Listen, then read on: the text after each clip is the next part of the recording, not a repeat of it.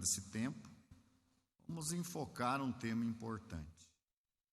Pessoas colocam a sua salvação nas mãos de outras pessoas.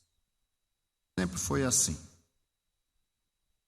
Se não houver uma liderança, se não houver alguém à frente, o povo não consegue por si, ou as pessoas não conseguem por si encontrar o caminho. Mas confiar em quem? Especialmente quando se trata da salvação de cada um de nós. E é o bem mais precioso que nós devemos buscar. Ainda que a gente viva nesse mundo aqui 80, 90, 100 anos, mas nós podemos perder a possibilidade da vida eterna.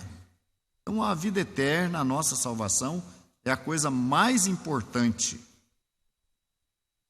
pelo menos no meu ponto de vista.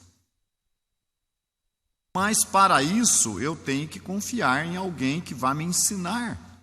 Eu me lembro da palavra ali daquele homem que estava, aquele etíope, estava voltando da comemoração da festa em Jerusalém e encontrou-se ali com Filipe, e ele estava lendo o livro do profeta Isaías.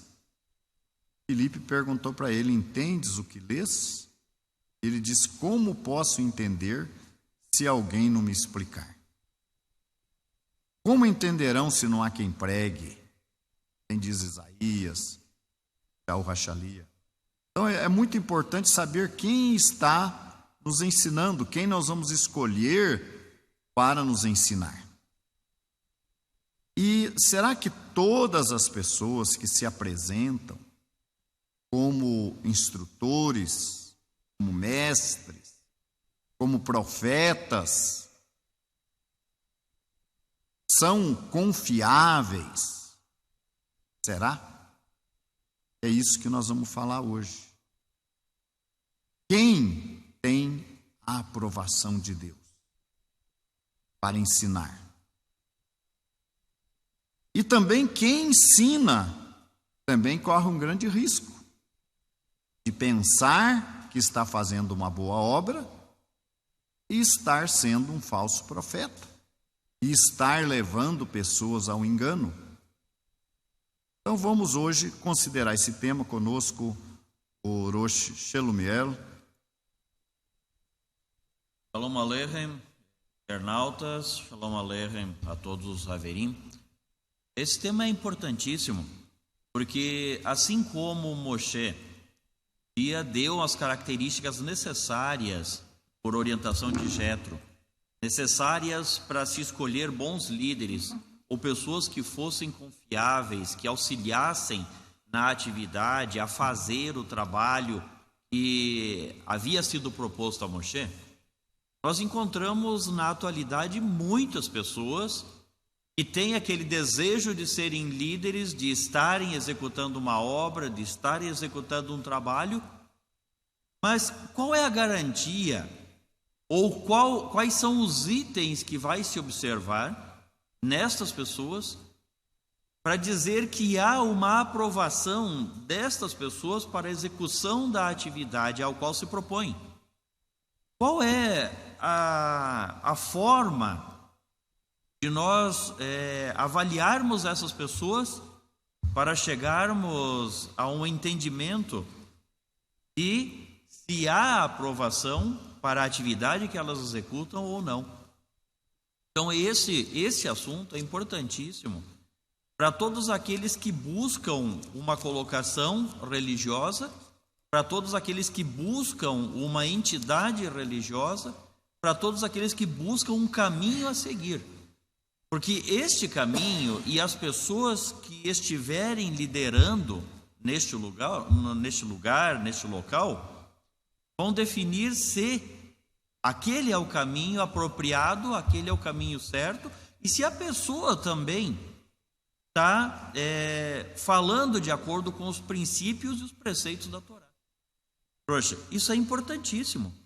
Não só para nós que já estamos dentro do povo, mas todos aqueles que olham para o povo de Israel, ou para que olham para uma entidade ou uma instituição de cunho judaico, para saber se essa instituição e se o líder que essa instituição tem são aprovados pelo Eterno. Isso é importantíssimo, realmente.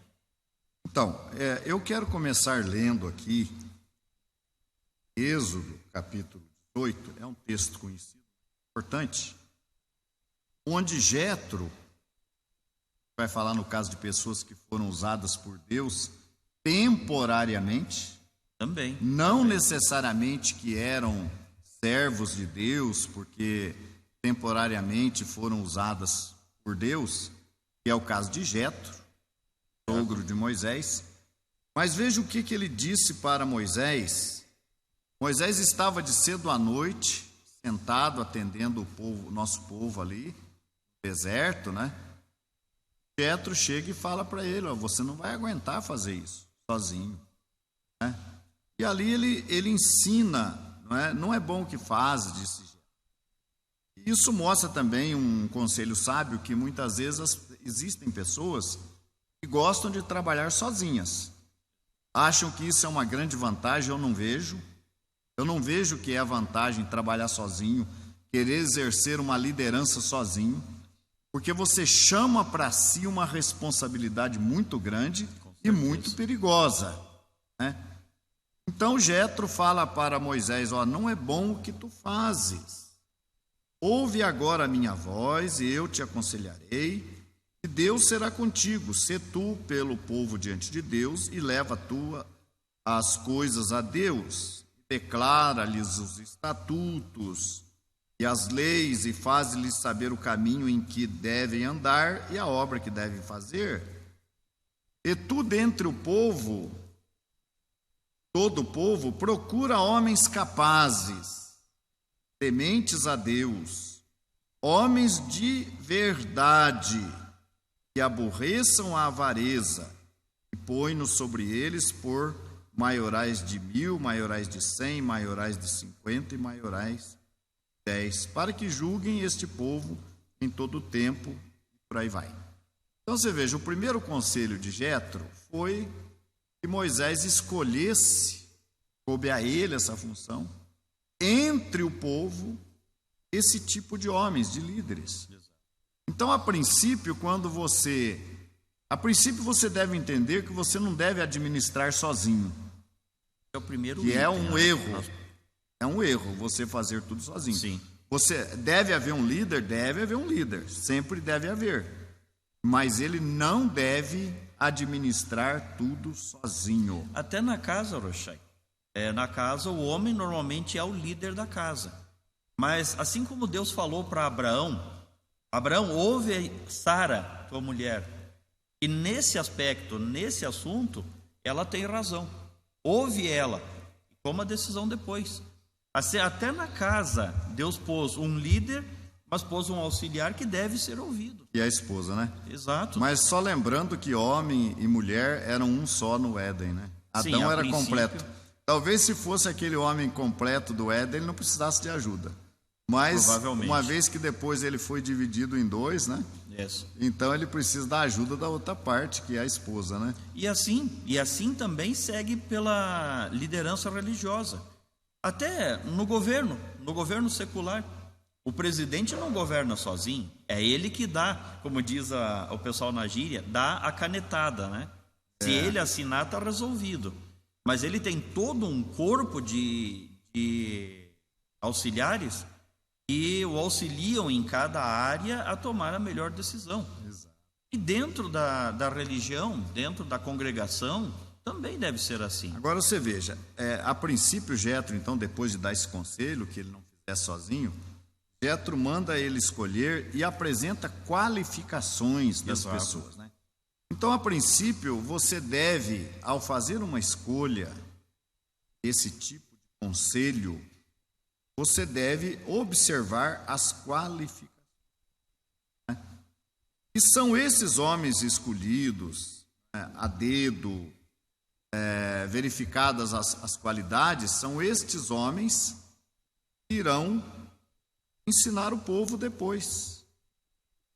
Exato, principalmente nesse Agora, detalhe. quando a gente fala ensinar o povo, ou de escolher pessoas, será que um líder, como no caso Moshe Rabbeinu, poderia ter escolhido errado, ou não escolhido errado, poderia, digamos que, alguém ou alguns dentre aqueles que ele escolheu falhar depois? Ou será que quando um líder escolhe outros líderes, aqueles escolhidos têm ou serão necessariamente perfeitos até o final? Não vão falhar, porque foram escolhidos por um líder, porque foram testadas as suas qualidades, se ele era temente, se ele não era avarento, se ele era uma pessoa de verdade, né? Então não há possibilidade desses escolhidos errarem. O que você acha? Eu acho que há possibilidade, assim, de escolher pessoas que naquele instante, naquele momento, até onde se conhece da trajetória dele, até aquele momento, ele apresente todas as qualificações. Há possibilidade, sim, de escolher pessoas que tenham essas características listadas ali por Jétro a Moisés, e que até aquele momento ele demonstre plena capacidade de resolver ou de ocupar aquela função, e depois, posteriormente, ele venha a manifestar algum comportamento ou alguma situação que não seja condizente. Há possibilidade, sim. Então nós vamos analisar isso agora, né? Vamos, por exemplo, analisar no caso de Moshe. Certo. Moshe escolheu aqui, né, líderes para, segundo a estatística bíblica, fora mulheres e crianças, o total do povo era cerca de 600 mil homens. Ele escolheu líderes, né, para esses 600 mil homens. Certo.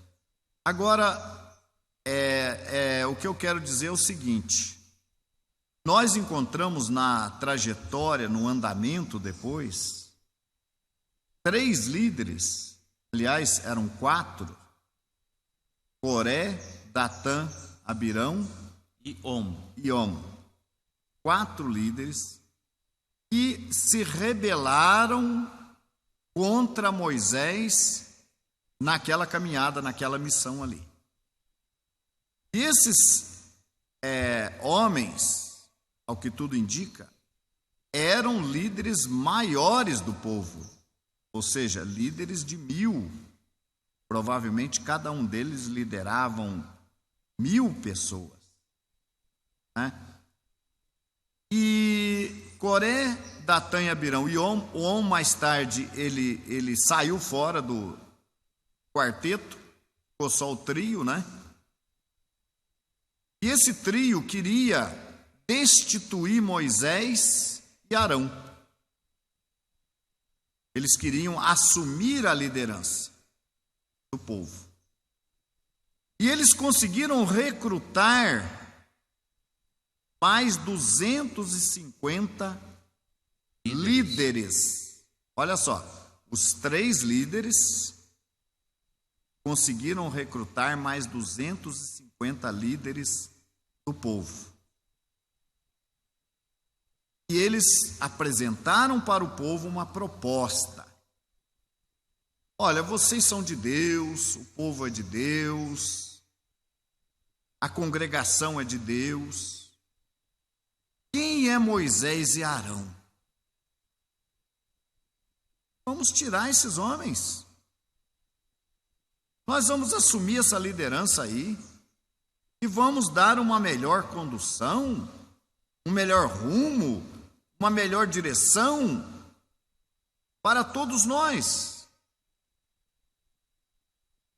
E eles convenceram, 3 ali convenceram os 250, e uma grande parcela do povo se influenciou pela sua palavra.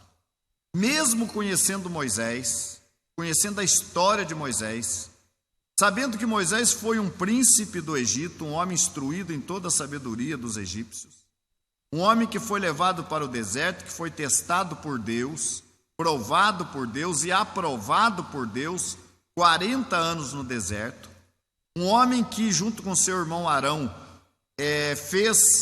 fizeram grandes sinais ali à vista de Faraó, convencendo de uma maneira ou de outra a que Faraó deixasse o povo sair, atravessaram aquele povo pelo Mar Vermelho, e mesmo assim o povo se esqueceu disso tudo e aprovou aquela dissidência. Eu tenho uma maneira de dizer o seguinte, Silmiel, que dissidente, não há dissidente que tenha sucesso se ele não ter apoio. Então toda pessoa que vai atrás de um dissidente também causa dissidência, é responsável. Ninguém pode culpar, não, mas culpado foi o dissidente que fez isso, que fez aquilo, que apresentou a proposta. Não, você foi culpado também, porque você foi atrás dele.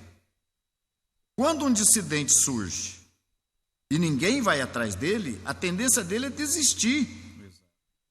Mas por que Coré, Datã e Abirão não desistiram? Primeiro porque os 250 deram apoio para ele. E depois porque uma grande parte da comunidade de Israel ali, uma boa parte, também estava crendo nas propostas de Coré, Datã e Abirão. Exato. Então, o sucesso de um dissidente depende do apoio que ele recebe. E, portanto, aqueles que apoiam uma dissidência são tão culpados quanto o próprio dissidente. Estava, Varushai, fazendo um cálculo rápido aqui na minha cabeça enquanto o senhor comentava o assunto.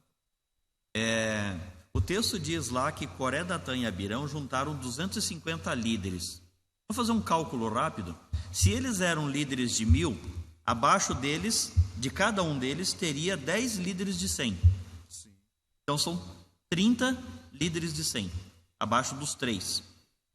Abaixo de cada líder de 100, teria mais 10 líderes mais 2 líderes de 50. Então aí seriam 60 líderes de 50. E abaixo de cada líder de 50, teria mais 5 líderes de 10. Teria mais 300 líderes de 10. 300 mais 60 mais 30. 390 líderes. Da onde me dá a ideia de que nem todos aceitaram a proposta de Coré, Datã e Abirão. Sim. Tinha 360 líderes, entre líderes de 100, líderes de 50, líderes de 10, abaixo dos 3. 360 pessoas e nem todos aceitaram. Mas eles tinham a maioria. Eram 250 líderes que apoiaram aquela ideia que era absurda, que eles queriam tomar o poder, que eles queriam destituir simplesmente Moisés e Arão. E o restante? Porque há um tempo atrás, eu fazendo um cálculo rápido da quantidade de líderes que tinha no povo, chegou a 78.600. Agora, 250 líderes estavam contra 78 mil líderes. Olha, você é bom de cálculo, eu fico até meio perdido nesse cálculo, mas eu estou pensando aqui. Se Moisés escolheu 600 mil homens, eram varões que faziam povo. Isso. Ele escolheu 600 líderes, quer dizer que 250 era quase a metade. Quase a metade dessa liderança maior estava comprometida. Só que os 250 líderes não eram todos de 1000, né? Não sabemos. Não sabemos. Provavelmente não. Não sabemos, porque disse dos príncipes do povo. Principais do povo. Certo. Né? Mas, de qualquer maneira, o que nós podemos concluir? E é muito importante, que cada pessoa que vai atrás de um dissidente, que coopera, com aquela causa, ele leva aquele dissidente à perdição também. Com certeza. não é?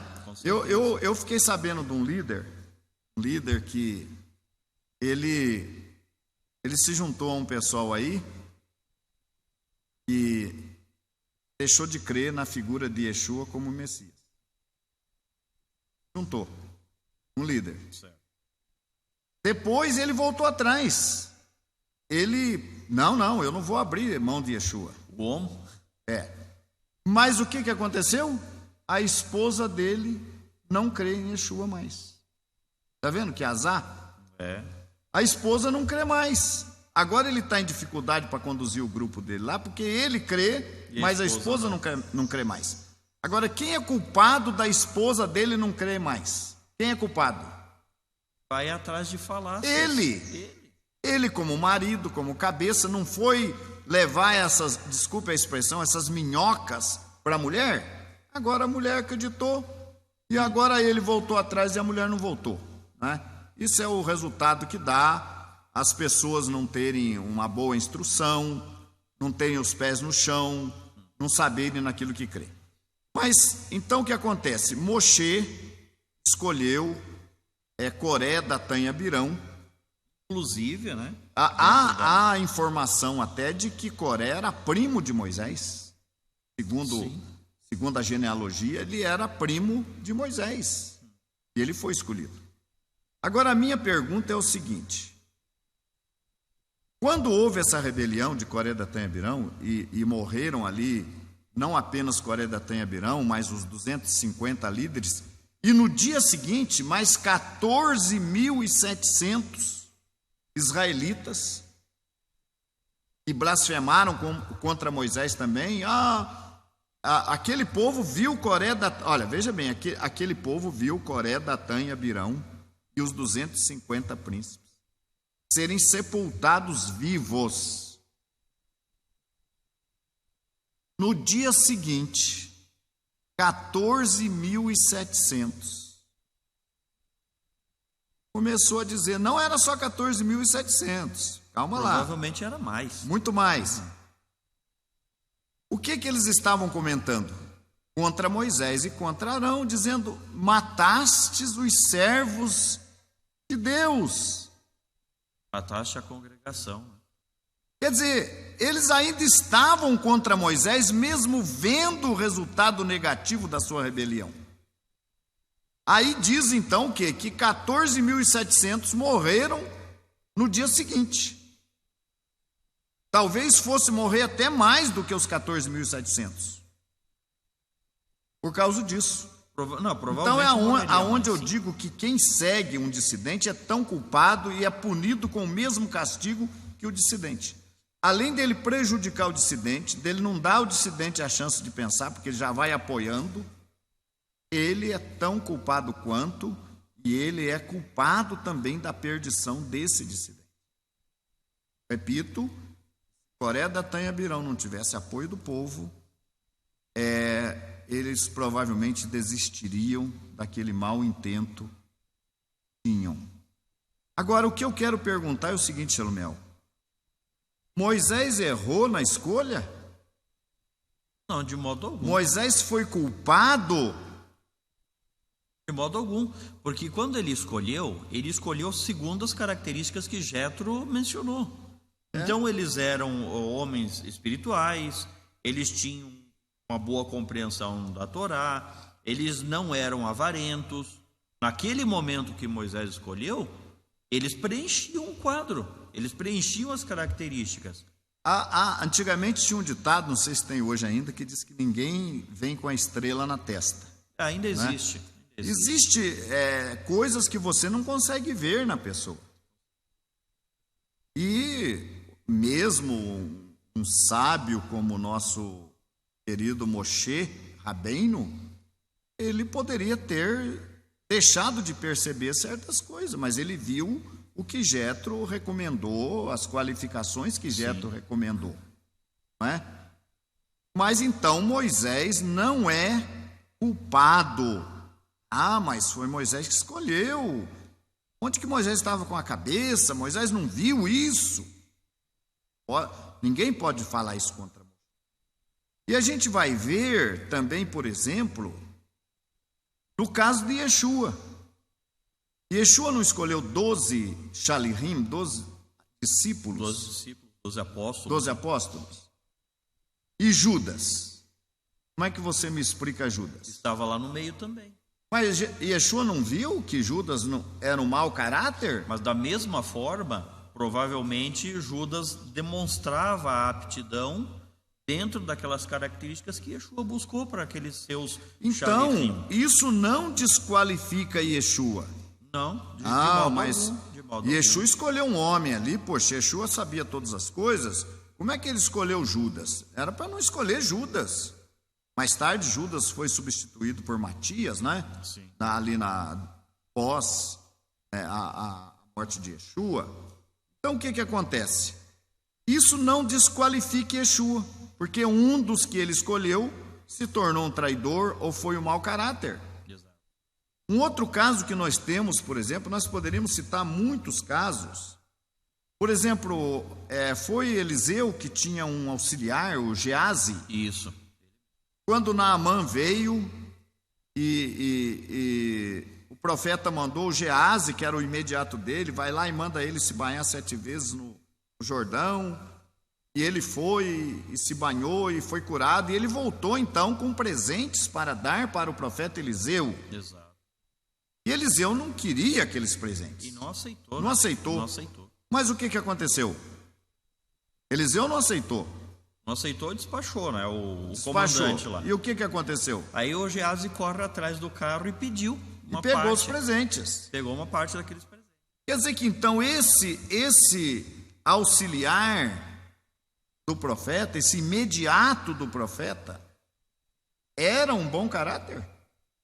Era? Até aquele momento, Talvez fosse. ele nunca havia manifestado nada que o desabonasse. Mas naquele momento ele manifestou. Mas naquele momento ali, Agora, a minha pergunta, eu vou repetir: isto desqualifica Eliseu como profeta?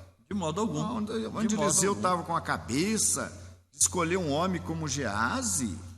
Poxa, Eliseu era um profeta. Então veja bem, Shalomel, o que eu quero dizer? Que Deus usa pessoas. Deus usa pessoas. Nós temos, por exemplo, aquele profeta falso, obviamente, Bilam, a trajetória do Também. nosso povo, o Balaão, Outro exemplo, né? que foi um profeta que não era um profeta de Deus, e, no entanto, num dado momento, ele foi usado por Deus para um objetivo. Mas isto também não é uma credencial para Bilam, para Bilam ser considerado um profeta de Deus. Agora, eu gostaria de fazer uma observação aí, um comparativo, vamos dizer assim, entre a situação que Moisés, sob o conselho de Jetro, escolheu os anciãos para o povo, e o caso de Bilam.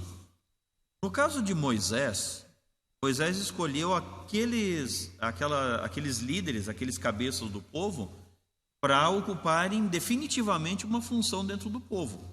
E até aquele momento, eles não apresentaram nada que os desabonassem. Mas, se eles não manifestassem, no caso de Coré, Datã e Abirão, se eles não manifestassem nada contrário, eles teriam ido até a morte deles, até o final da vida. Sim, sim. Diferente de Bilam, que quando Deus disse para Bilam lá, não irás com esses homens, e Bilam foi falar para os homens, não, o Eterno disse que não é para eu ir com vocês. Mas eles insistiram, e Bilam voltou a consultar Deus. Posso ir junto? E daí, como se Deus tivesse dito, já que é a tua vontade, vai. O que acontece ali? Na verdade, Deus só permitiu para mostrar para aquele povo que havia chamado Bilam, que Deus faz, ou Deus escolhe as pessoas, ou Deus põe as pessoas numa determinada função, mesmo que ela seja temporária, como foi o caso de Bilam, na minha visão foi uma função temporária, Bilham assumiu ali para mostrar para aquele povo lá que... Então deixa eu entender uma coisa, vamos entender isso aí direitinho. São duas situações. Sim, duas situações. Uma é quando a pessoa recebe um chamado de Deus, temporário, ou seja, recebe um chamado que poderia ser até definitivo, como o caso de Coré, Datã e Abirão, que eles poderiam ter continuado com Moshe e isso ter mesmo. até participado lá da introdução do povo na Terra Prometida, se eles vivessem até lá, mas que numa certa altura eles se revoltaram e pecaram e foram destruídos por Deus. O objetivo inicial... fizeram parte, tinham ali um chamado temporário. Considerado temporário. Eu acho que nesse caso aí, o objetivo, no caso de Moisés com Coré, Datã e Abirão, era um chamado definitivo. Definitivo, mas eles serviram por um tempo. Sim. Porque pecaram. Exato. Porque pecaram. Mas o objetivo era... que eles ficassem. Tá. Mas como eles pecaram no meio da trajetória, eles foram tirados. Agora, já o caso de Bilham, o Bilham não era um profeta de Deus, era um profeta, mas não de Deus. A gente vai explicar isso para vocês. Tem muita gente hoje que se apresenta aí como profetas, tem muita gente que faz sinais, faz milagres, tem muitos que não fazem nada, são charlatões, até contratam gente para fingir, né? Mas tem alguns que até fazem mesmo milagres, né? Que dão profecias, prognósticos, e esses se cumprem. Isso. Né? E a pessoa fica achando que por isso ele é profeta. Isso aí a gente vai ver isso daqui a pouco, nós vamos falar sobre isso, né? E até para o Douglas separar para nós aí um intervalo, né? Uma música qualquer, aí ver se tem possibilidade. Mas então o que acontece?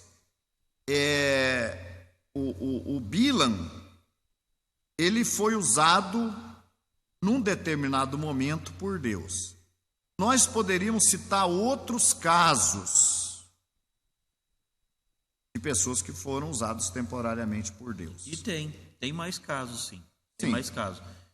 Teria o caso de Ciro, que a gente poderia relacionar aqui. E tem também um dos reis da Babilônia na época de Daniel. Que eu não lembro se foi o primeiro que levou Daniel lá para o cativeiro ou se foi o filho dele. Se não me engano, o filho dele, Beltesazar, se não me engano. Beltesazar. Que também exerceu um papel temporário no chamado divino. Então, existe essa situação. Não, o Nabucodonosor, olha, talvez você pudesse localizar para nós aí, Deus chamando de Nabucodonosor, meu servo. Muito importante, gente. Nabucodonosor, meu servo. Ora, Nabucodonosor atendeu, num determinado tempo, uma ordenança de Deus. Que foi o quê? Em função da desobediência, transgredindo os sabatotes de Deus, enfim, o povo, mesmo sobre a pressão da prédica do profeta Jeremias profetizando constantemente ali contra a desobediência de Judá, e eles até mesmo puniram o profeta Jeremias. Jeremias então profetiza e fala de Nabucodonosor, e Nabucodonosor foi usado por Deus para levar o povo de Judá para o cativeiro babilônico, que durou 70. Está aqui. Lê para nós. Jeremias 43, versículo 10. Vamos lá. Quero pegar o texto completo, porque às vezes tem alguma outra informação adicional. Então veio Jeremias 43, a partir do versículo 8, nós encontramos o seguinte: Então veio a palavra do Senhor a Jeremias em Táfnis, dizendo: Toma na tua mão pedras grandes e esconde-as no barro, no forno que está na entrada da casa de Faraó em Táfnis, perante os olhos dos homens de Judá, e dize-lhes: Assim diz o Senhor dos exércitos, o Deus de Israel: Eis que eu enviarei e tomarei a Nabucodonosor, rei da Babilônia, meu servo, e porei o seu trono sobre estas pedras que escondi, e ele estenderá a sua tenda real sobre elas, e virá e ferirá a terra do Egito, entregando para a morte quem é para a morte, e quem é para o cativeiro, e quem é para a espada. Então você tem outros textos também que ele fala Nabucodonosor, meu servo. Você podia até listar, não apenas esse. Então o que nós temos aqui? Nabucodonosor é chamado de servo de Deus. Ele foi servo de Deus por um tempo, sim, por um período de tempo. Olha, eu ousaria dizer para vocês, que as religiões hoje, muitas delas, atendem um propósito de Deus. Por exemplo, na preservação do povo de Israel, na subsistência de Israel, as religiões mandam as suas caravanas fazer excursão em Israel para prover meios, recursos para a subsistência de Israel. Exato. Então estão prestando um serviço indireto a Deus, indireto a Israel, mas direto a Deus, a favor de Israel. E Nabucodonosor prestou um serviço para Deus quando levou o povo de Israel cativo para a Babilônia. Tem outros 2 textos ainda dentro do profeta Jeremias que fala isso. Um deles em Jeremias 25, versículo 9, e diz: Eis que eu enviarei e tomarei a todas as famílias do norte, diz o Senhor, como também a Nabucodonosor, rei de Babilônia, meu servo, e os trarei sobre esta terra, e sobre os seus moradores, e sobre todas as nações em redor, e os destruirei totalmente.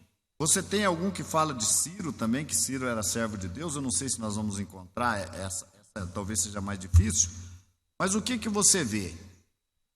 Que existiram pessoas que serviram a Deus num objetivo temporário e foram chamados de servos de Deus.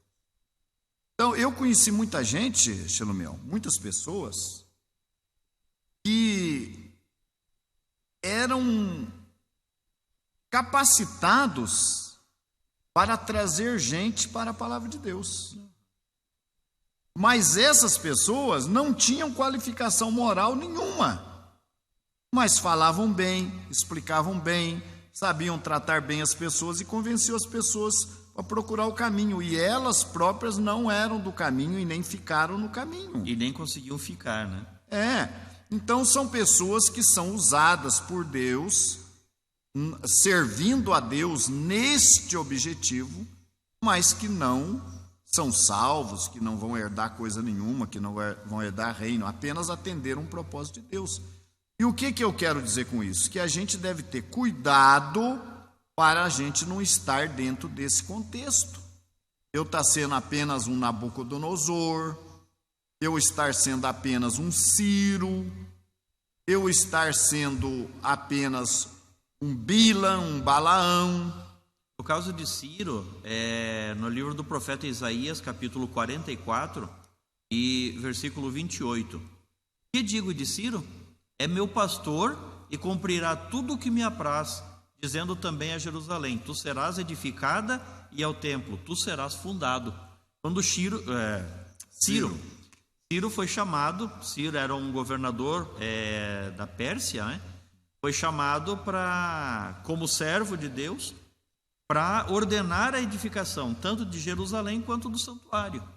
Então, não era do povo, mas foi chamado por Deus de servo para determinar que Jerusalém e que o templo fossem reconstruídos. Então, é um chamado temporário, por assim dizer. Então, será que nós temos aí um intervalo? E aí nós vamos passar para a segunda parte. Na segunda parte eu quero mostrar, nós vamos mostrar que nem todas as pessoas que têm um dom, né, por exemplo, de profetizar, ou de apacentar. Ciro foi chamado de pastor, né? Isso. de apacentar, de reunir pessoas, de congregar pessoas, nem todas essas pessoas estão servindo a Deus. Muitas pessoas têm esse dom e podem apresentar esse dom de profeta, de pastor, de líder, e não são de Deus. E nós vamos ver também ainda nesse programa, nós vamos ver quem realmente detém o conhecimento da palavra. Tem muita gente que acha que é só pegar a Bíblia e ler e se dedicar dentro do que ela sabe, dentro das suas limitações. Então a pessoa começa a ler a Bíblia, se converte, vamos dizer assim, entre aspas, uma conversão parcial, começa a estudar a Bíblia, começa a entender um pouco da Bíblia, porque um pouco a pessoa vai entender, mas daí começa a se orgulhar, começa a achar que ele sabe, que ele tem o dom, aí já começa a ensinar, começa a interpretar o Apocalipse, interpretar a Torá por conta própria. Nós vamos falar sobre isso também ainda durante este programa.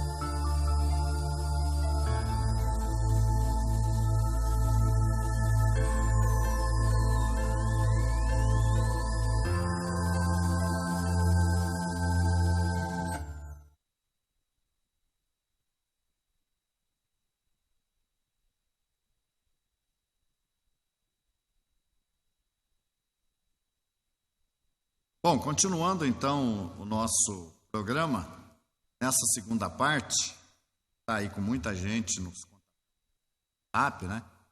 Curiosamente, essa noite, após o Havdalah, nós ficamos até tarde aí no WhatsApp, muita gente aí comentando, muita confraternização aí, muito importante, né?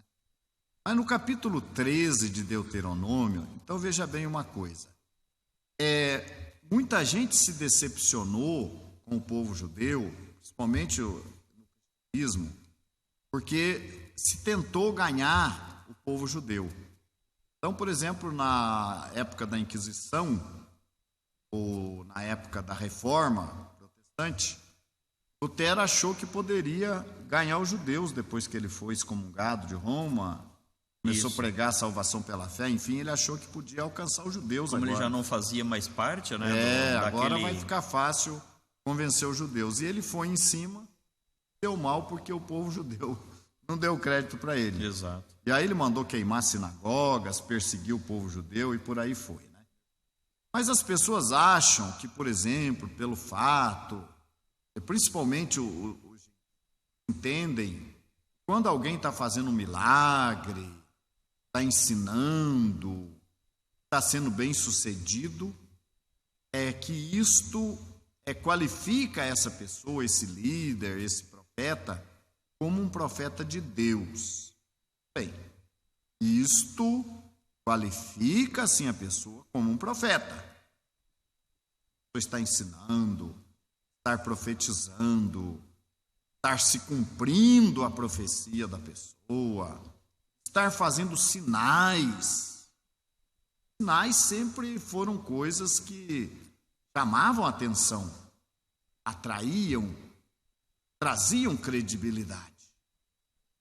Yeshua mesmo fez muitos sinais. A grande diferença dos sinais de Yeshua foi que ninguém podia fazer os sinais que ele fazia. Eu comparo os sinais que Yeshua fazia como os sinais que Moshe fez lá nas pragas do Egito. Chegou numa certa altura que os magos não puderam fazer. Alguns eles conseguiram fazer, mas outros não. Então é isso que vai ser a diferença, né? Mas o fato é que fazer sinais qualifica uma pessoa como profeta, como líder religioso? Claro que qualifica.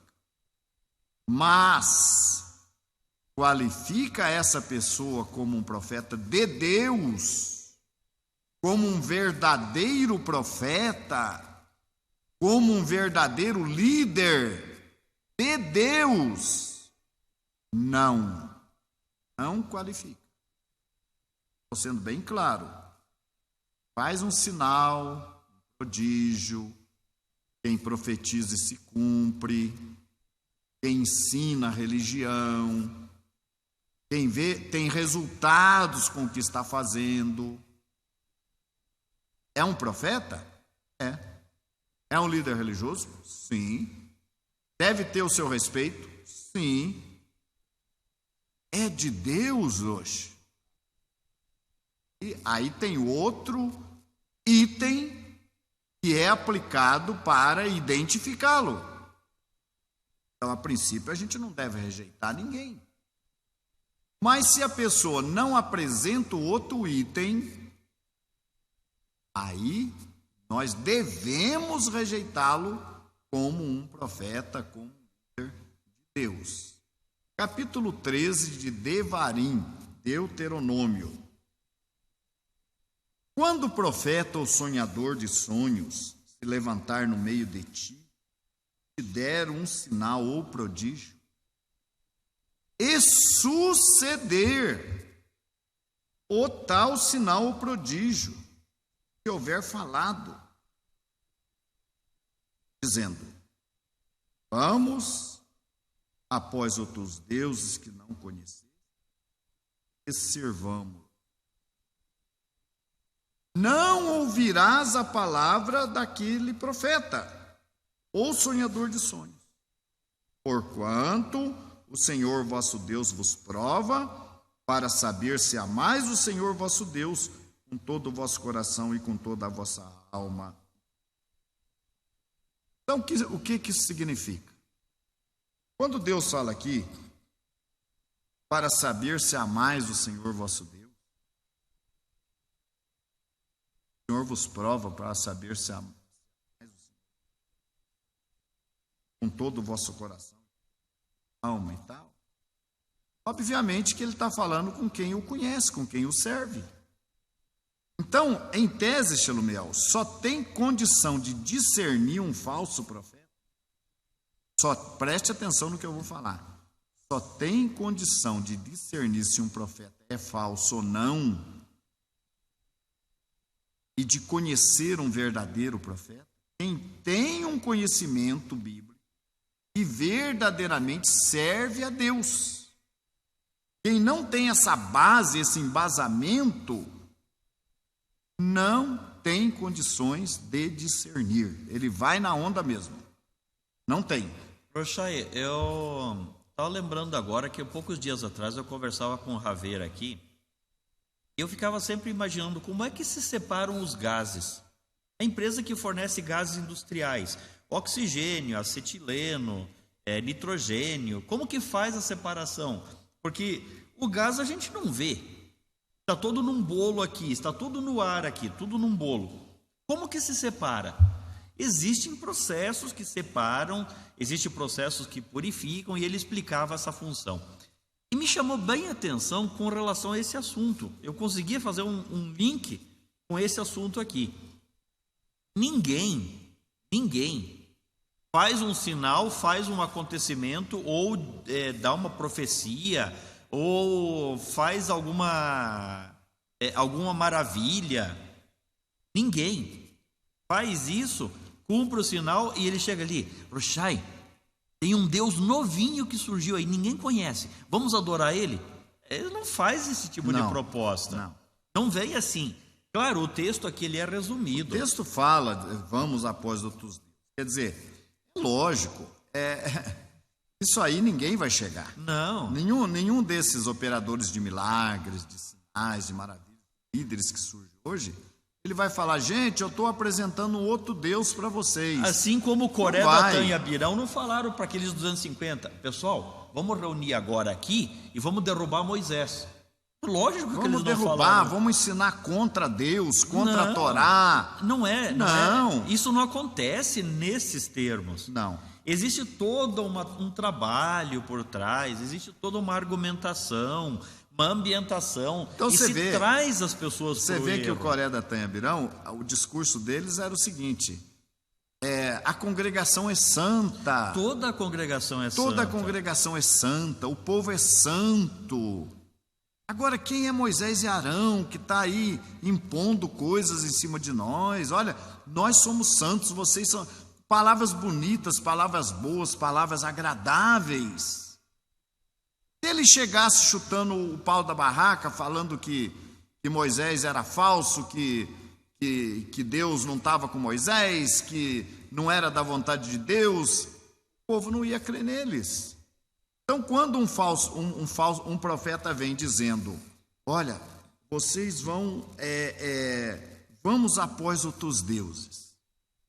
Quem vai seguir esse profeta? Não vem nesses termos. Ele vem dizendo, olha, eu estou ensinando o Deus verdadeiro, eu falo de acordo, os sinais, vocês estão vendo os sinais se cumprindo no nosso meio, Deus está conosco, olha isso que eu profetizei, que eu falei que se cumpriu, e vem aqui que você vai ser abençoado. Quer dizer, o discurso é bom. Com certeza. Agora, com certeza. Esse discurso não vai encaixar na cabeça de quem conhece Torá, quem conhece as Escrituras. Calma lá, isso aí por enquanto ele não falou nada ainda. O discurso está bonito, mas ele não disse nada. Vamos esperar o que ele vai ensinar. Ou às vezes tem aquele, quando a esmola é demais, o santo desconfia, né? O assunto está muito bonito, o texto aí está muito rechonchudo. Agora, quando o profeta já vem dentro de um contexto, transgressão da Torá. Por exemplo, esse profeta, a gente sabe que ele não guarda os mandamentos de Deus. Não guarda Shabat, não guarda festa, não tem as leis alimentares ou as leis de pureza familiar que nos santificam diante de Deus. Certo.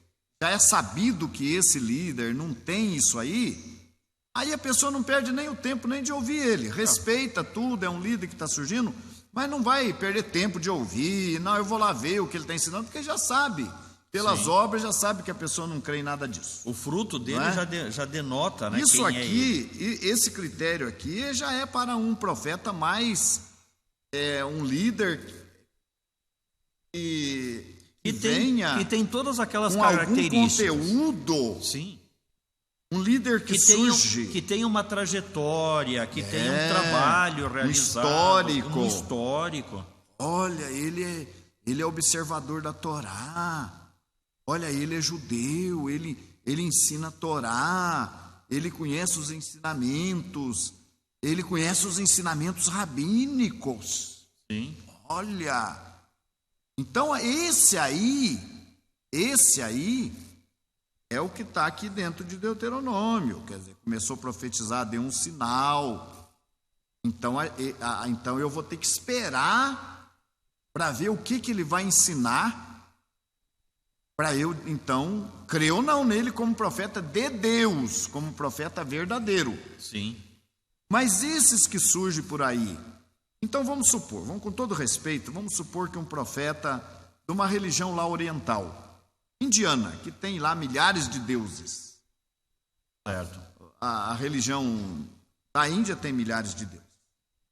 Então lá um camarada de lá surge falando essas coisas aqui. Fazendo sinais, fazendo prodígios. Certo. Não é verdade? Então, quer dizer que num caso desse aí, a quem ele vai enganar? Esse líder que surgiu lá no meio da idolatria lá, ensinando, a quem ele vai enganar? Quem que vai atrás do discurso dele? Praticamente ninguém. Quem está no meio das religiões pagãs fora, que ele sobrevive. Exato. Mas fora, um conhecedor da Torá não vai atrás. Com certeza. Entendeu? O pessoal dali daquele meio, que já está naquele meio. Naquele contexto. Porque para eles não vai fazer diferença. Não vai. Surgiu mais um Deus, já tem milhares. Não, mas ele não vai pregar isso que surgiu mais um Deus. Ele vai ensinar coisa boa. Mesmo naquele contexto ali de idolatria. Ele vai ensinar coisas de acordo com a crença do povo lá, mas vai estar falando coisa boa. Sim.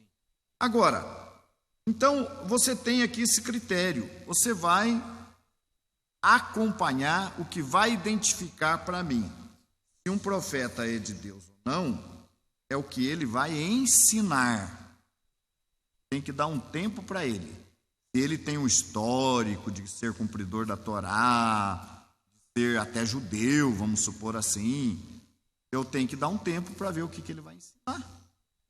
E o mesmo critério se aplica aqui a um sonhador de sonho, ou um profeta, ou alguém que se levanta fazendo um sinal, mas o mesmo critério dá para aplicar, por similaridade, a um líder que é colocado sobre uma determinada função ou sobre uma determinada comunidade. Se ele tem uma boa trajetória, até o momento da sua escolha, ele preenchia perfeitamente as características tanto ditas lá por Jetro a Moshe, quanto as características de funcionamento da comunidade naquele momento. Ele vai ser escolhido e vai ser colocado sobre o povo. Quem que tem que ficar de olho naquele líder? É o outro líder que o escolheu? Ou é o povo que está ali ouvindo o que esse líder está falando? Na minha visão, todos têm que ficar de olho. Porque é Shaul HaShaliach que fala para Timóteo, né?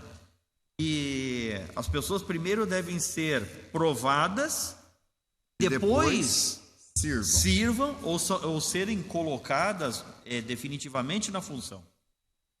Então, o líder que o colocou, ou a liderança que o colocou naquela função, vai ter que observar o andamento dele, se ele não sai fora do caminho, fora dos preceitos da Torá, e ele não vai ensinar algo que esteja discordante do ensinamento que tem a comunidade, que tem a congregação em função dos preceitos da Torá.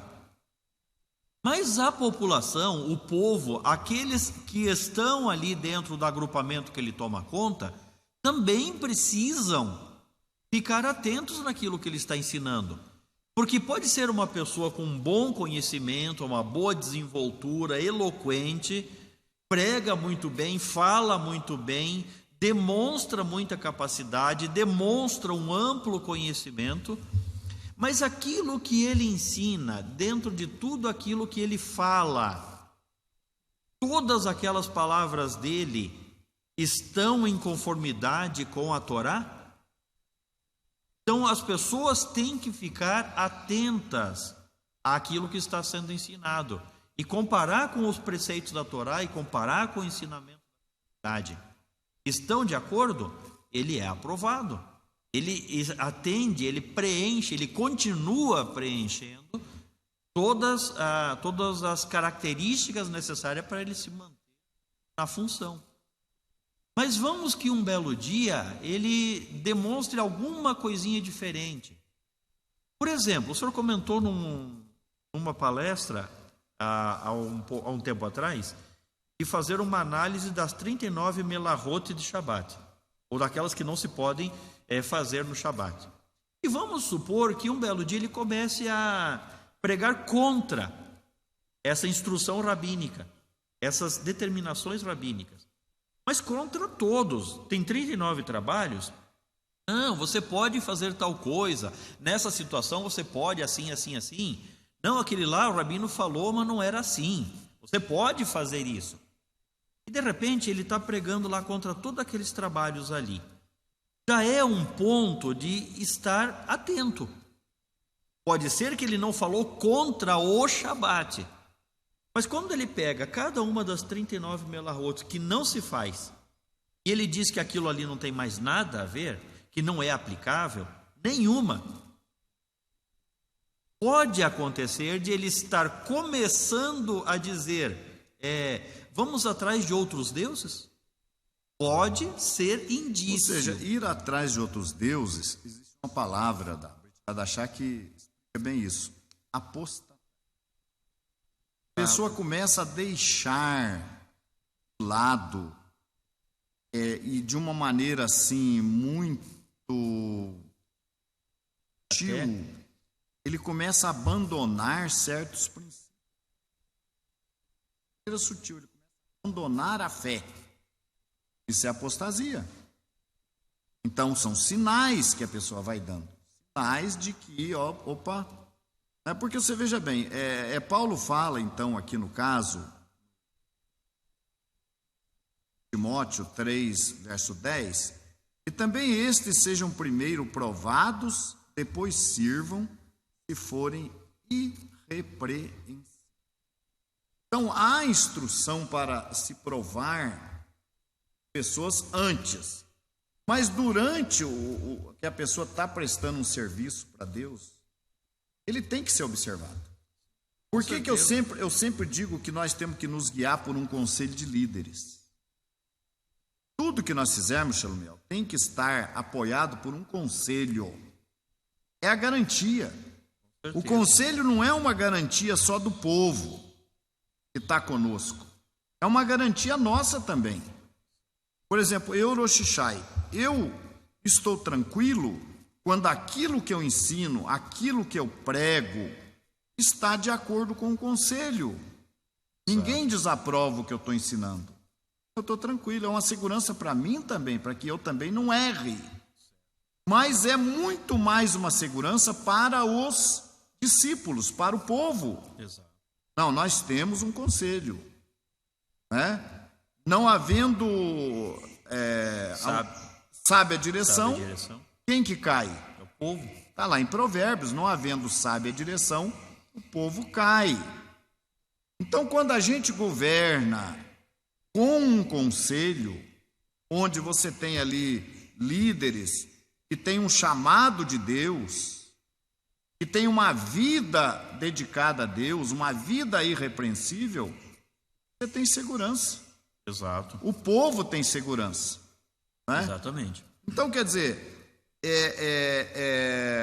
nesse sentido, é que nós estamos falando aqui de que é preciso haver a aprovação de Deus, haver um chamado de Deus. Primeiro, a pessoa tem que ter um chamado de Deus.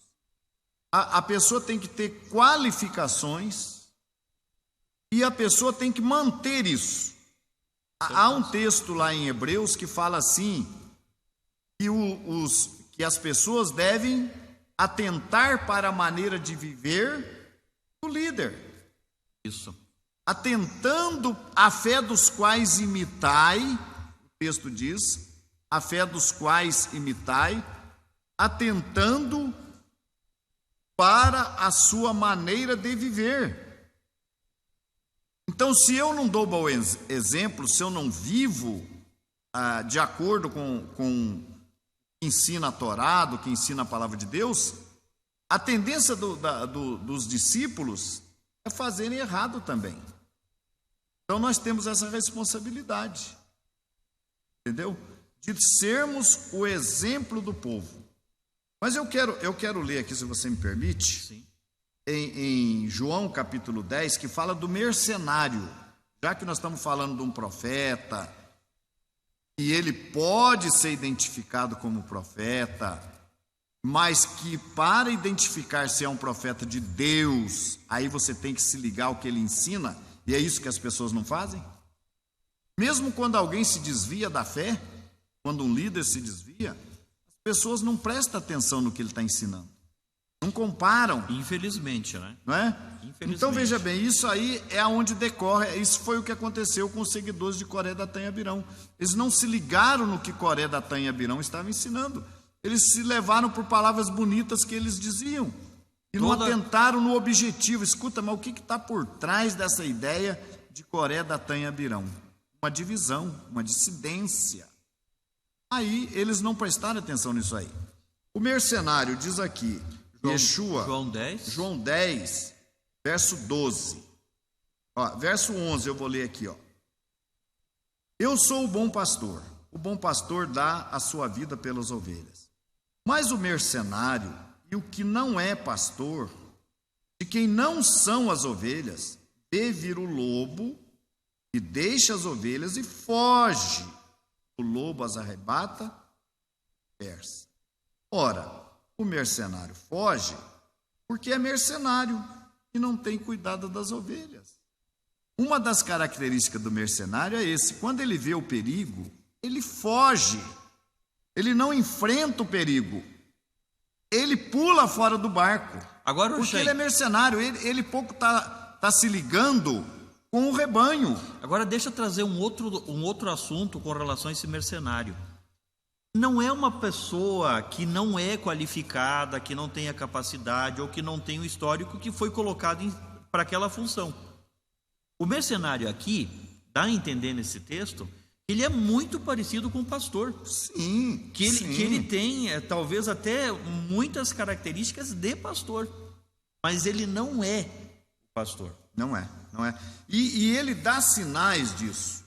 O mercenário, ele dá sinais que ele é mercenário. Pessoas é que às vezes estão cegas e não percebem isso. Ou não estão atentas. Por exemplo, você quer ver uma coisa que é uma característica do mercenário? Sim. Tratar mal as pessoas. Então, uma pessoa que trata mal os outros, ele está mostrando que ele não é pastor. Porque o pastor tem que cuidar das ovelhas. Exato. Não tratar mal. Então ele trata mal as pessoas. Por que quando ele vê vir o lobo, e eu quero interpretar isso aí como ele vendo perigo vindo, por que ele foge? Por que ele foge? E aí não é qualquer perigo.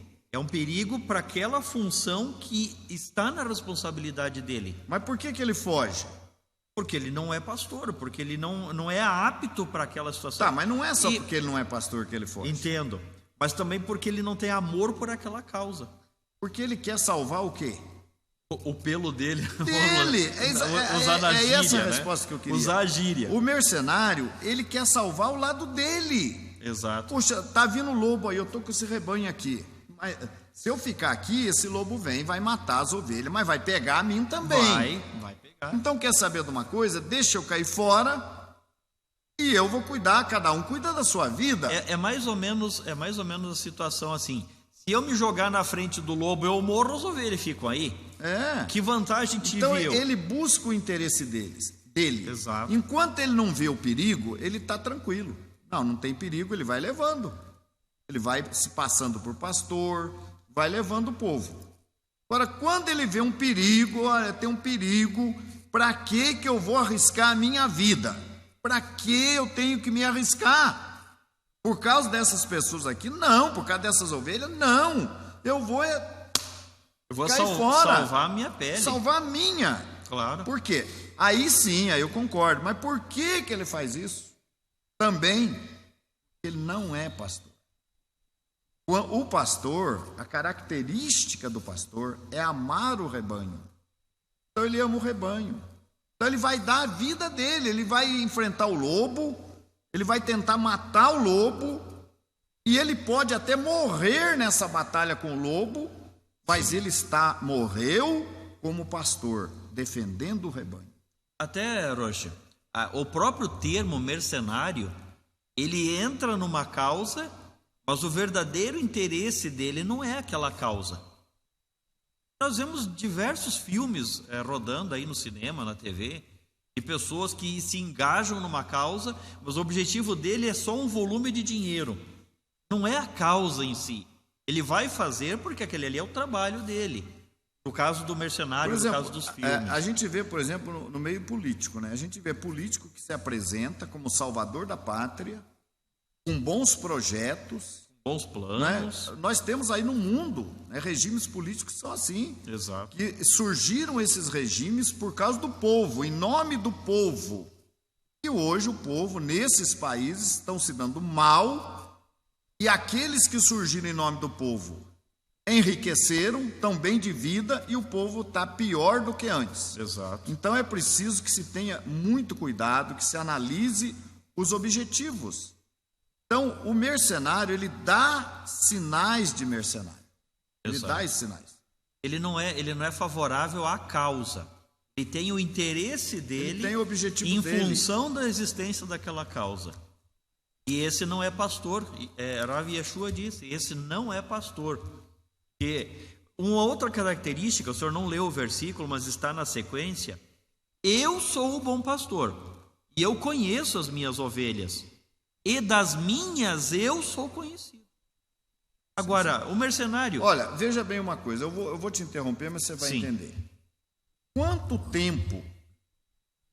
tempo uma pessoa precisa ter para ele se revelar como um mercenário? Ou seria isso? Quanto tempo uma pessoa precisa para ter credibilidade que ele não é mercenário? Vamos por aí. Tempo. E que tipo de obras ele tem que ter para provar que ele não é um mercenário? Vou tentar ajudar. Veja bem, vamos supor, no nosso caso, eu comecei a minha carreira 17 anos de idade. Estou com 70. Fazer 70. Fazer 53 anos. Estou fazendo 50. Eu estou nessa causa. Eu deixei emprego. Eu deixei salário.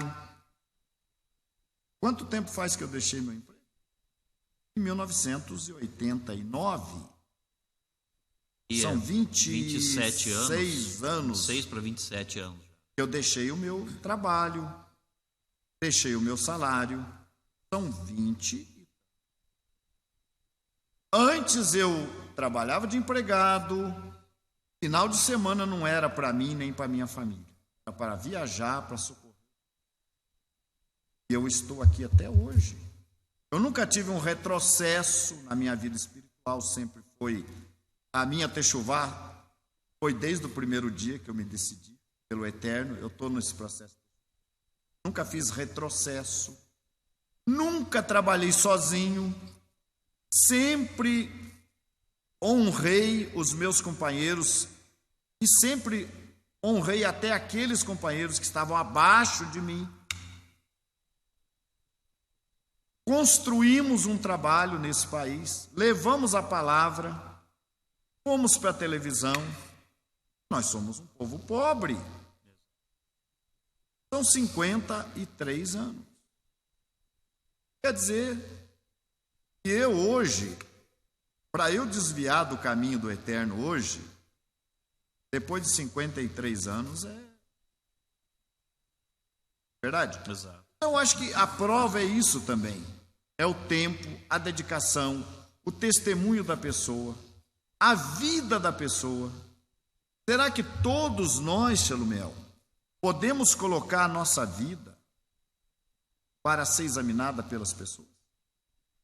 Pode procurar a minha vida, a minha trajetória. A nossa personalidade. Uma coisa que eu sempre falo, nós não podemos ter duplos, ter dupla personalidade. Ter uma coisa perante o povo, ter uma vida paralela. Longe dos olhos do povo, né? Longe dos olhos do povo, às escondidas nós temos uma vida paralela, misteriosa. Misteriosa. Eu fico imaginando como é que alguém consegue administrar uma situação assim. Claro, mas aí o que acontece? Isso não dura muito. E a gente chega uma hora que isso tudo vem à tona. Sim. Mais cedo ou mais tarde vai vir. Vem à tona. Então, as pessoas que servem a Deus por algum tempo, aí nós vamos enquadrar aí o Coré da Tanhabirão, serviram a Deus por algum tempo, caíram depois. Sim. Tinham chamado? Tinham chamado. Faziam um bom trabalho? Faziam um bom trabalho. Tinham as características, tinham boas características, porque foram escolhidos. Foram escolhidos de maneira errada? Não, foram escolhidos porque tinham qualidades. Sim. Mas, num determinado momento, mostraram seu lado negativo. Exato. E foram rejeitados. Então, a gente tem que examinar com sabedoria isso aí e avaliar a trajetória das pessoas, a vida das pessoas, o tempo que essas pessoas se dedicam a Deus. Se essa pessoa tem uma vida familiar, uma família constituída, se não é uma pessoa que ficou mudando de cônjuge, não é? Então são coisas. Se a vida da pessoa é uma carta aberta, essa pessoa pode dizer: examine a minha vida, estou aberto para quem quiser. Se a pessoa oferece isso para você, isso também, nós podemos ver nas instruções, quando ele fala para Timóteo, para ele escolher as pessoas de acordo com algumas características. Ele diz lá: convém que o bispo, ou no caso o presbítero, né, a pessoa de liderança, seja irrepreensível, marido de uma mulher, numa outra versão diz de uma só mulher, né? Vigilante, então tem que ser uma pessoa que está atenta, sóbrio, uma pessoa que tem os pés no chão, que seja honesto, uma pessoa que não dá para confiar, não tem como escolher. Que seja hospitaleiro, que seja apto para ensinar, que não seja dado ao vinho, não espancador, não cobiçoso de torpe ganância, moderado, não contencioso, não avarento, que governe bem a sua própria casa e tenha os seus filhos em sujeição, mas que ao mesmo tempo seja modesto. Quer dizer, Exato. Se nós pegarmos essas características que Shaul Hachaliah passa a Timóteo, para escolher pessoas capacitadas, aptas para a atividade, nós encaixamos perfeitamente todas essas características dentro das características que Jetro mencionou a Moisés. Embora lá Jetro mencionou apenas 4 itens, mas nós encaixamos todas essas aqui, lá dentro. No estatuto da nossa congregação, tem um artigo que fala assim: todos aqueles que se unem à nossa congregação que tem um potencial para ministério, para liderança, e a gente deve examinar a vida dessa pessoa antes de ingressar. Mais ou menos isso. Isso, fazer a varredura na vida da pessoa anterior, nessa pessoa que tenha potencial para a liderança. Infelizmente, a gente não tem feito isso. Acredita nas pessoas, na história que as pessoas contam, da vida delas. Hoje, por exemplo, eu estou vendo, por exemplo, tratando de alguns assuntos de casamentos, e alguns casamentos que estão terminando e outros que estão por terminar.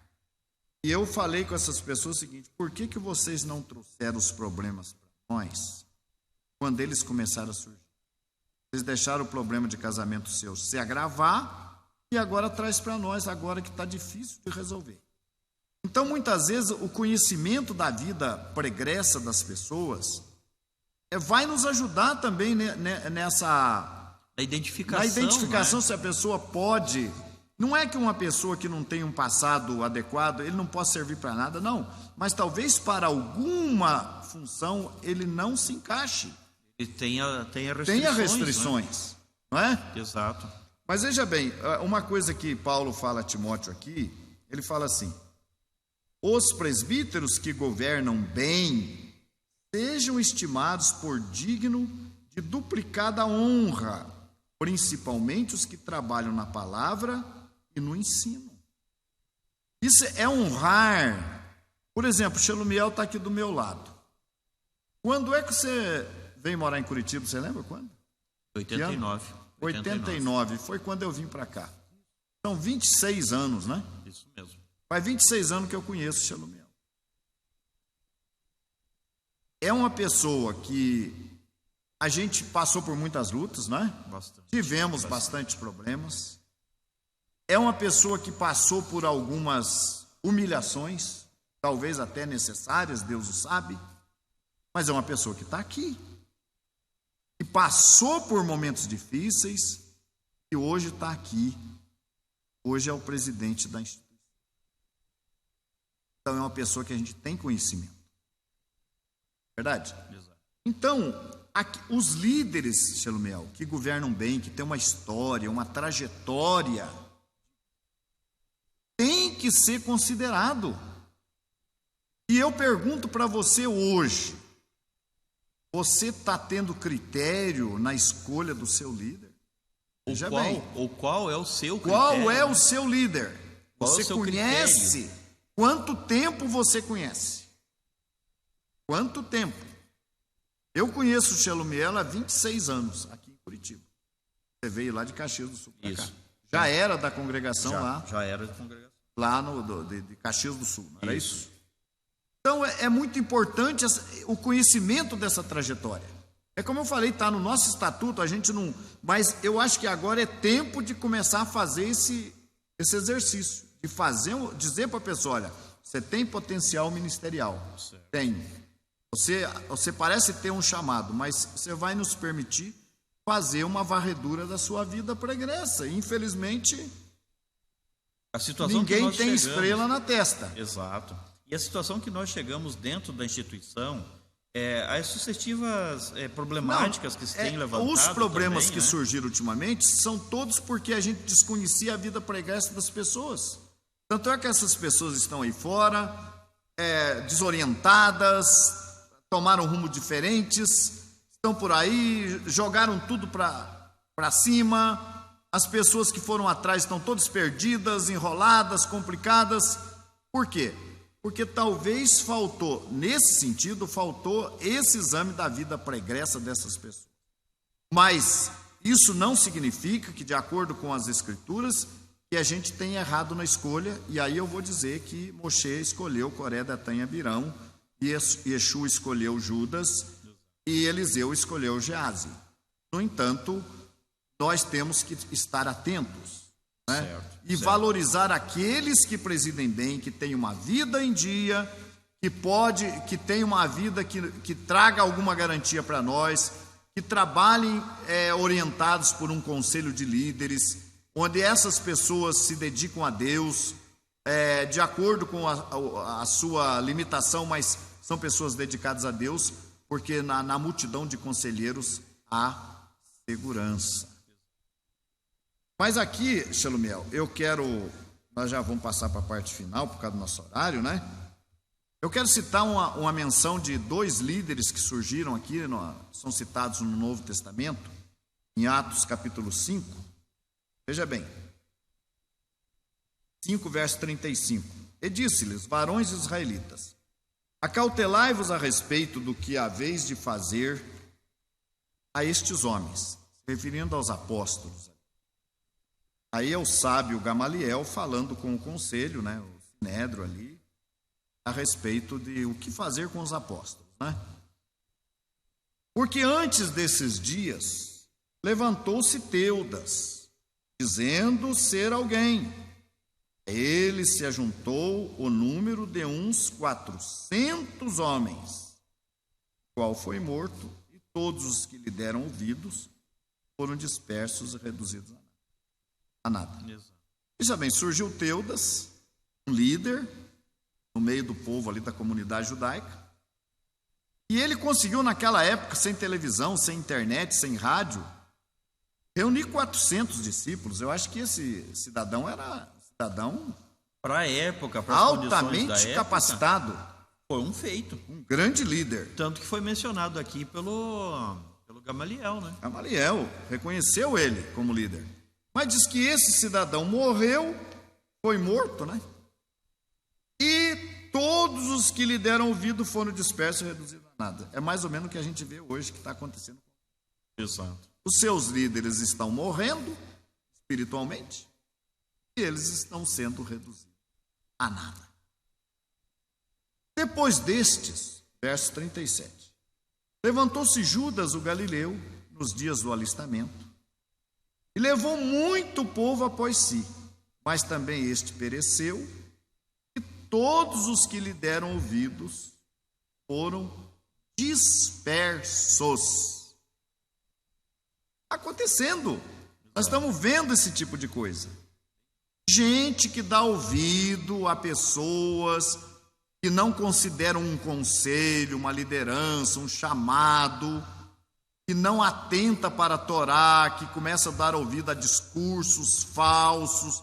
Agora tem um discurso aí que está surgindo agora aí, que não existe diabo. Rapaz, eu tenho vontade de dar risada. Não existe diabo, não existe Satanás. Não, e o pior é que esse discurso está partindo de gente que conhece a fé judaica. Mas eu acho que isso é falta de serviço, é falta da pessoa não ter o que fazer, é querer semear confusão. Como é que não existe diabo? E nem demônios. Como é que não existe? Então é deixar de crer em tudo que está escrito. Mas tem gente que vai atrás dessa onda. Vamos atrás de outros deuses? Atrás de outros deuses, né? Começa por detalhes, assim, coisas que talvez a Torá não seja assim específica. Como assim, guarda o Shabat. A Torá é específica quanto a isso. Mas pega um assunto lá que a Torá não é muito específica.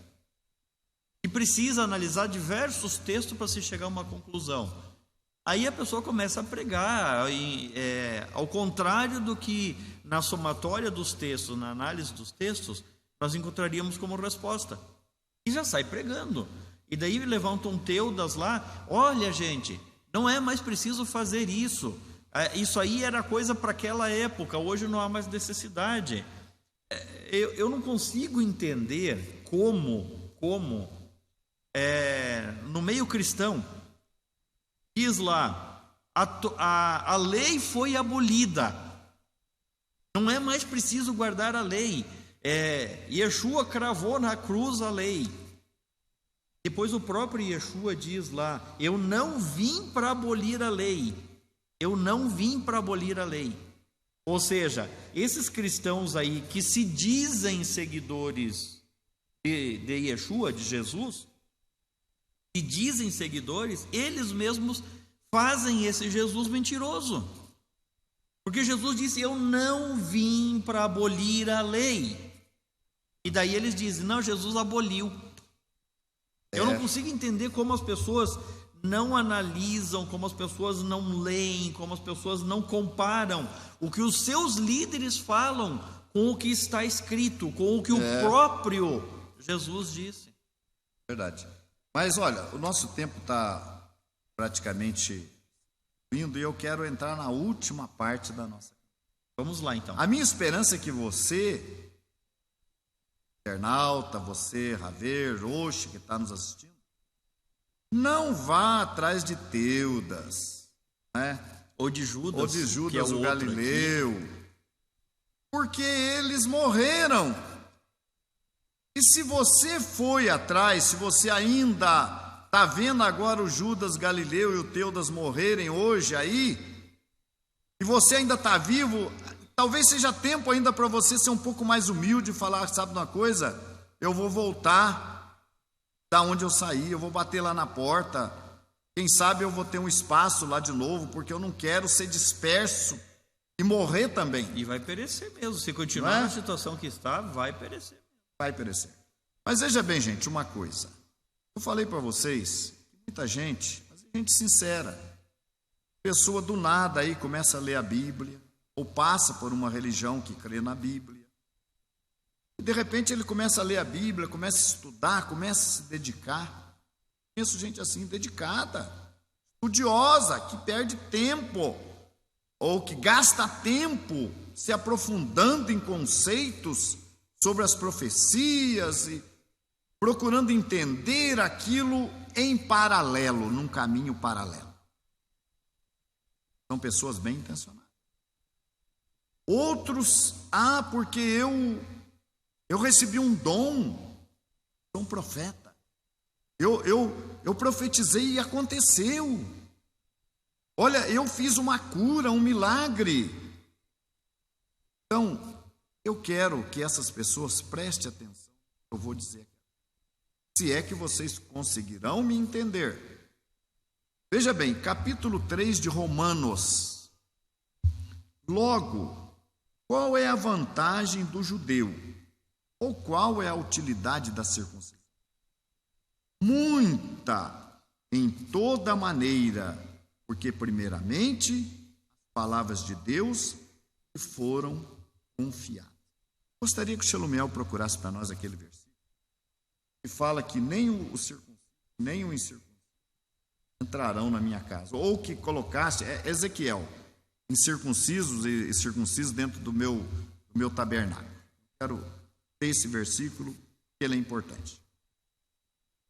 Veja bem, gente, qual é a vantagem da circuncisão? Nós vamos ver até nesse verso aí. Qual é a vantagem do judeu? Pergunta Paulo. Muita vantagem. Porque, primeiramente, as palavras de Deus que foram.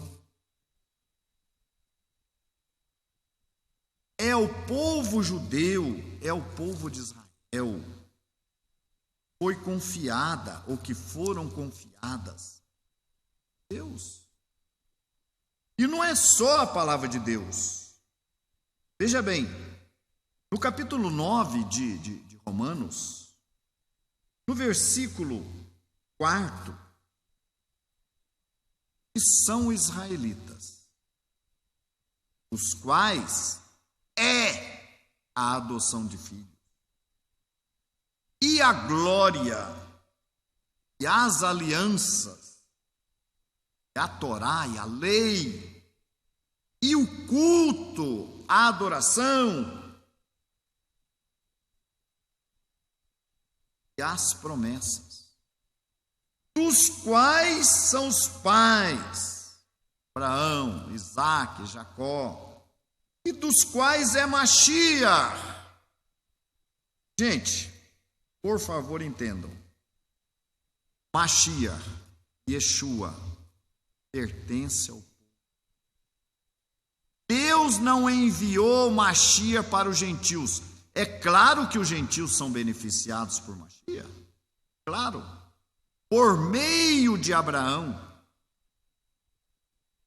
profeta Isaías fala que ele viria como luz para o povo gentil. Nós não estamos negando isso. Mas primeiro, quando Yeshua veio, ele falou: eu vim primeiro as ovelhas perdidas da casa. Primeiro o judeu e depois o grego.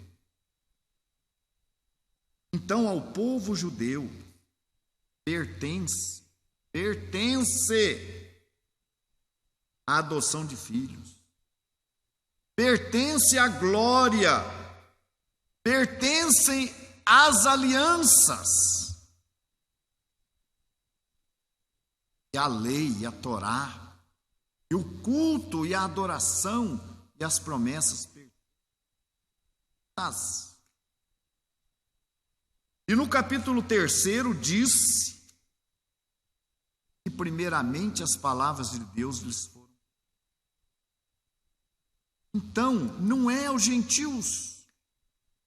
Então, se você é gentil, não é judeu, é estudioso da Bíblia, é estudioso das profecias, ótimo, ama o povo de Israel, mas não pretenda querer ensinar nada.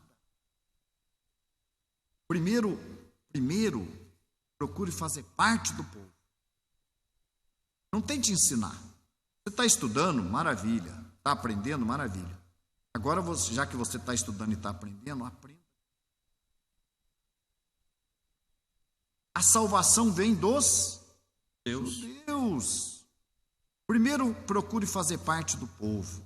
Ah, porque eu estou enxertado na oliveira. Não está, meu filho. Ah, mas eu creio em Jesus, eu estou. Não está. Sabe por que você não está enxertado na oliveira?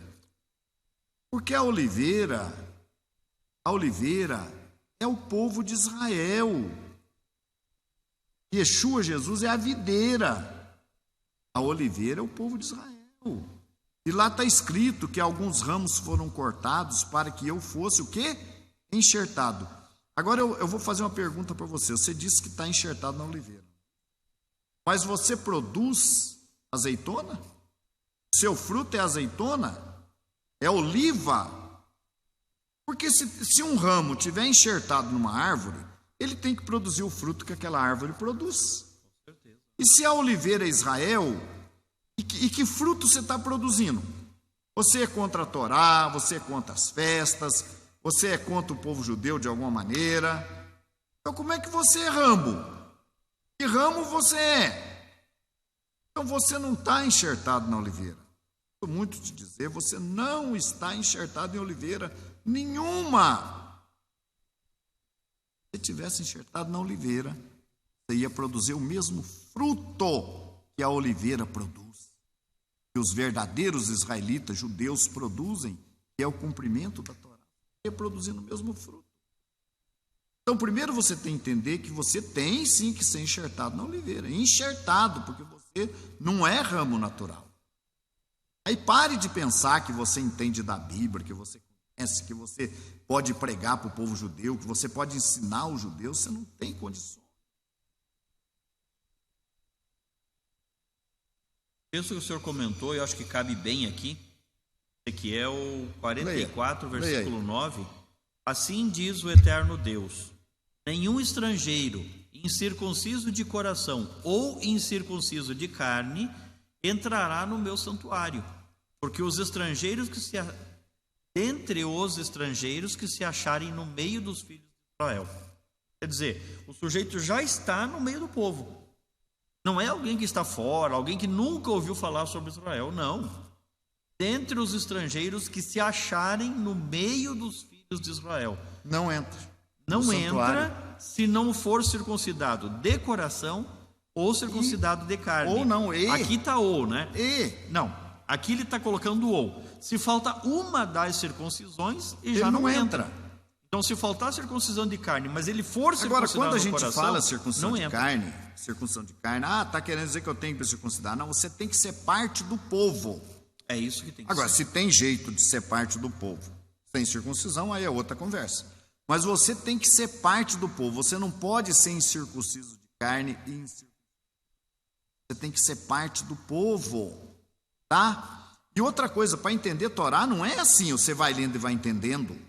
Assim, olha, tem muita coisa na Torá, Shelumiel, que a gente só entende porque tem o povo judeu, que é o nosso povo hoje, que nos fornece subsídios, informações para a gente poder entender aquele ensinamento. Por exemplo, se você falar hoje em pureza familiar, se você falar em mikvê, em banho ritual para a purificação da mulher, se você falar que o homem que se relaciona com uma mulher sem o banho ritual, sem a pureza, ele fica impuro a vida inteira porque ele está se envolvendo com a mulher. Sim. A alimentação kasher, comer animal morto, normalmente, veja bem, o animal que é morto nos açougues aí fora, ele tem sangue na carne. E a Torá fala, não comerás a carne com o seu sangue.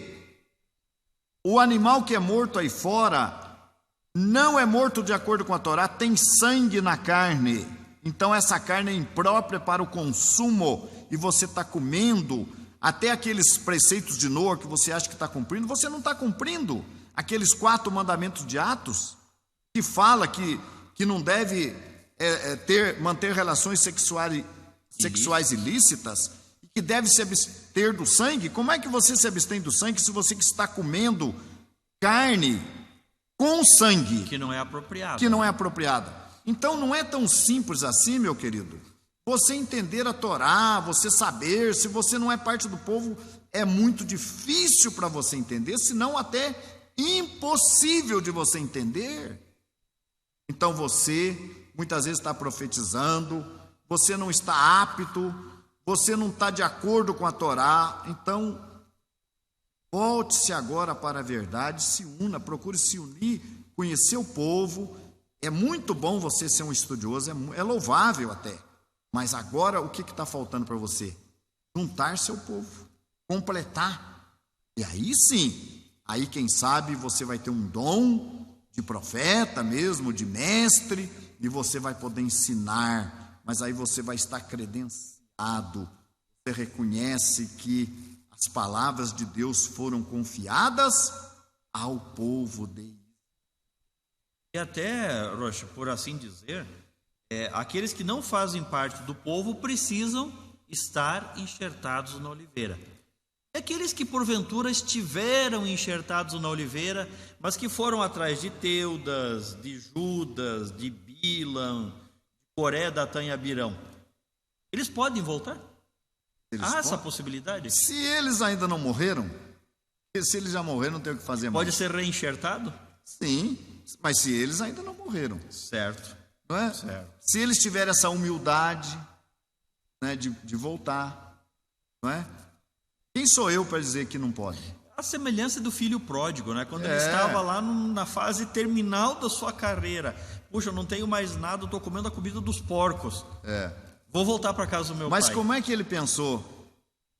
Qual seria a atitude dele quando ele voltasse para casa do pai? O que ele pensou? Ele pensou, eu vou chegar lá na casa do meu pai e vou dizer que eu errei, que eu pequei, e que ele me aceite não mais como filho, mas que ele me trate como empregado, como um dos seus jornaleiros, como aquele que trabalha para ele. Pelo menos eu vou ter uma comida digna. Ele veio nesse propósito. Ele foi e se apresentou ao seu pai naquele propósito. Agora, se o pai foi muito amoroso e o pai fez uma festa e matou um animal para celebrar a vinda daquele que havia se perdido e foi achado, é outro problema. Mas ele voltou humilde, ele voltou falando, eu vou disposto a ser como um dos empregados do meu pai. Eu não vou precisar nem morar lá dentro da mansão do meu pai, vou morar numa casinha lá do empregado do meu pai. É isso. Se a pessoa não morreu, os seguidores do Teudas, do Judas Galileu, do Coré, Datã e Abirão, que voltaram, aqueles que entenderam a morte de Coré, Datã e Abirão e dos 250, aqueles não morreram. Exato. Quem morreu? Os 14.700 que mantiveram assim apoiaram, né? A posição dos rebeldes. Que continuaram apoiando ainda aqueles rebeldes. É isso aí, meus amigos. Shalom para vocês, que o Eterno abençoe. A nossa despedida do Shelumiel. Espero que a nossa palestra de hoje tenha trazido edificação para todos vocês. Eu quero ouvir vocês falarem se gostaram. E quinta-feira, se Deus quiser, não, essa quinta não, na outra quinta, né? Nós colocamos essa palestra. Isso. Essa quinta vai a palestra de sábado, de ontem à tarde. Certo. E na outra quinta, se Deus quiser, essa palestra vai no ar. Shalom a todos os internautas, a todos os Haverim, a todos que estiveram conosco ao longo desse pequeno tempo. Eu gostaria até de mencionar alguns dos contatos que estão lá mencionando no link do YouTube. Nós temos de Maceió, Alagoas, o Rosh Yosef. Nós temos de Colorado do Oeste, o Rosh Eldio. Nós temos aí de Itaúna, o Rosh Nilder Yohanan. E diversos outros. Bagé, Rio Grande do Sul. Sim. Contato do Rosh Moshe. Sim, diversos outros locais aqui que eu vi, assim, alguns que eu passei por alto, nos acompanhando, o Rosh Mordecai, lá de Vacaria. Eu tive a impressão de ter visto alguma coisa de Sombrio também. Então, agradecer a todos os internautas que estiveram conosco e convidá-los para estarem conosco durante as nossas programações, as transmissões. Sempre vamos ter aqui um assunto que é de importância, como esse de hoje. Saber avaliar o líder, saber avaliar aquela pessoa que está sobre o povo, ou aquele que se levanta. E que tem a aprovação do Eterno. Que tem a aprovação do Eterno, mas saber como, os critérios para avaliar essas pessoas e para ajudá-las ou para rejeitá-las, caso seja necessário, né? Shalom a todos, que o Eterno os abençoe, os guie, abençoe a nós todos e nos guie durante a nossa caminhada. Shalom a todos, Shavuot Tov.